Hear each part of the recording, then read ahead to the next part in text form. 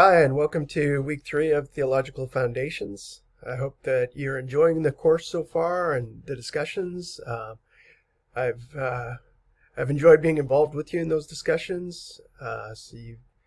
Overall, you've done a really nice job of interacting with me and with each other, and it's important that we remember to keep the dialogue civil and gracious with each other. And for the most part, we've done a really good job with that. Just a reminder to do so, though, because uh, as you well know, religion is something that people hold dear to their hearts, whether they're Christian or of another faith or um, have no belief in God whatsoever. We tend to hold these beliefs pretty close to ourselves. So just a reminder to be gracious with each other, to listen to each other, something that we don't always do a great job of in 21st century America.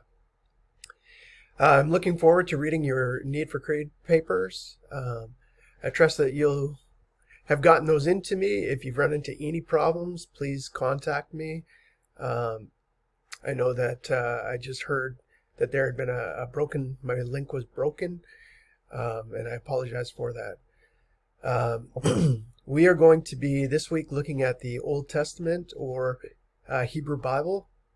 Christians tend to call it the Old Testament because their second set of scriptures is the New Testament, and Christians believe that both are God's Word.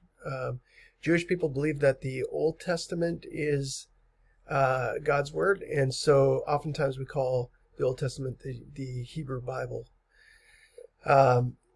We're particularly going to be looking in the Wright textbook about God and Israel's understanding of God and Christian understanding of God, as well as the nation of Israel, and a little bit about the nation of Israel in the Old Testament and their relationship with God. Likewise, you have a couple of readings from the Old Testament, including the book of Amos. In chapter 1 of Wright, we looked at the idea of justice and where that comes from. The book of Amos continues to pick up this theme of justice, and I think what's important with that is to note that the idea of justice has been a part of monotheistic religions, Jewish, Christian religions, since the beginning. So the law was given to Moses out in the wilderness early on in the history of the Hebrew or Jewish people. And one of the things that you regularly read in the law is that the people are to take care of those who are weak, the orphans, the widows, the foreigners, the oppressed, and they are definitely not supposed to be oppressing other people. So even though the book of Amos might seem foreign to you, the language, look particularly for the places where God is judging the people of Israel and the people of Judah. Those are the two nations that make up Israel. The Jewish people of Israel divided into the north, the nation of Israel, and the south, the nation of Judah. And God worked through prophets to speak words of correction to the people. So as you're reading Amos, look at what is God's judgment? What does God seem to be concerned about? And what is he warning the people of Judah and Israel? Note also that early on in the book of Amos, God has a message of judgment for numerous nations that surround Israel. So while it's good to read that, it's kind of like God is saying, hey, through the prophet Amos, he's saying, hey, look, you nations got it wrong, and you have been doing these bad things, and for that God's going to judge you. And the people of Israel and the people of Judah were probably going, yeah, that's right, you deserve to be judged.